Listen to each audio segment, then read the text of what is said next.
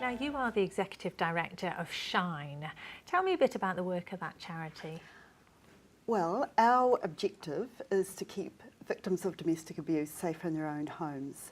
So our name is actually Safer Homes in New Zealand Every Day. And tell me a bit about how you got into working with Shine. Well, it was a long time ago. I'm in my 18th year now.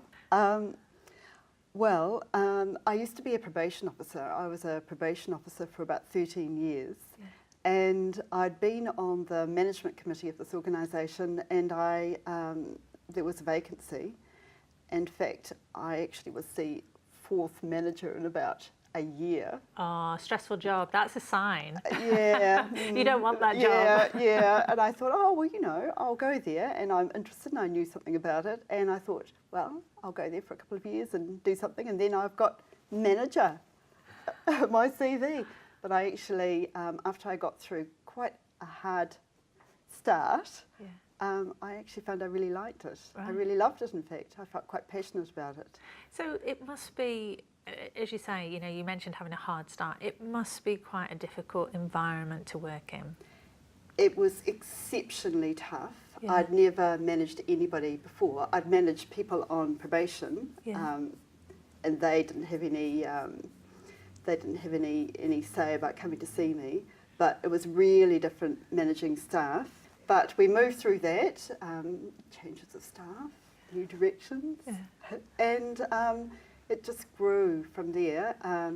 I think I'm quite an opportunistic sort of person, and I had a real strong vision for where we might get. Yeah, and tell me a bit about that vision. Well, I really believe that when people's lives are at stake, which is basically the work that we're involved in, we have to be the best we can be, and you know, good enough is not good enough. Yeah.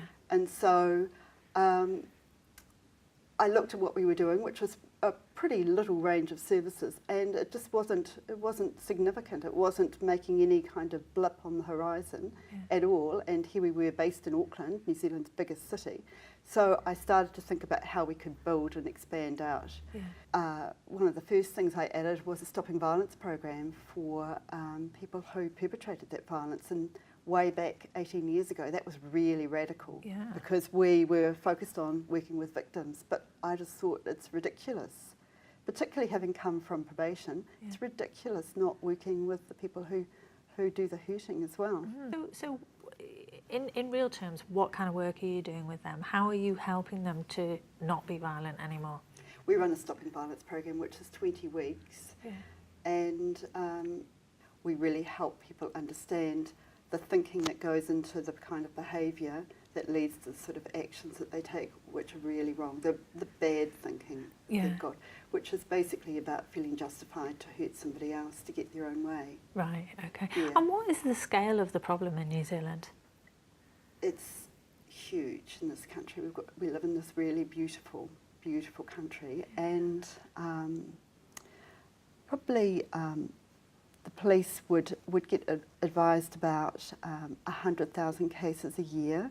100,000 cases a year? Yeah, that's about 1 every 6 minutes that the police are out there looking at. 1 woman in 3 experiences a sexual or physical violence in her lifetime. It's really, really high. 1 in 3? Yeah, in New Zealand. Do you know, when you put the numbers in those terms, you say 1 in 3, you start looking around and say, well, I can see 3 women, you know. You know, it's not like saying, well, 1 in 2,000 or something, which is quite hard to imagine. Yeah. So what you're saying really is that we probably all know somebody. Everyone in New Zealand knows not just one somebody, they know heaps of somebodies. Wow. And I guess that must mean that the problem is largely hidden. It is. The police think that they only get about 20% of what's going on reported to them. Wow. Yeah. So the number you gave, so 100,000 is only 20% of... Yeah. Yeah. Yeah, so it is really massive. So that's what I'm saying. We have to be as good as we possibly can be. Our resources are really tiny. It's really, really tight.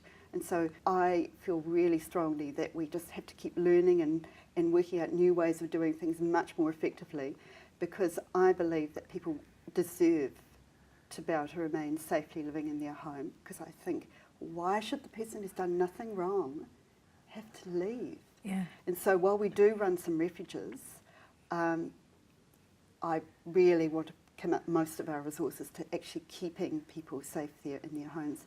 And we work with lots of other organisations up at the hospital, with the police, Child, Youth and Family, lots of organisations just to do that. Yeah, and I know your passion is about developing the organisation, but actually you personally have achieved an enormous amount over the last 18 years.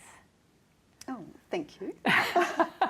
Now, Yeah. don't be coy, don't be coy. Tell us well- a bit about, I mean, it has grown literally from a handful of people, hasn't it? Yes, that's right. So when I first started there, we had a budget of 180,000, and it's grown to an organisation of 3 million a year. So it's taken a huge amount of personal commitment from me and just dogged perseverance. Yeah.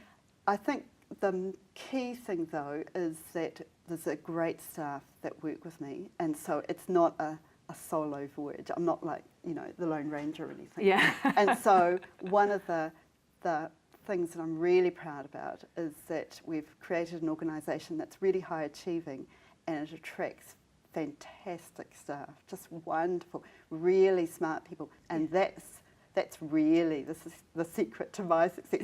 I get to get all the glory, but actually it's the amazing people that I work with. Yeah. So there's, do you know, there's heaps of little kind of clues about what makes up success. So give me your top 3 real quick.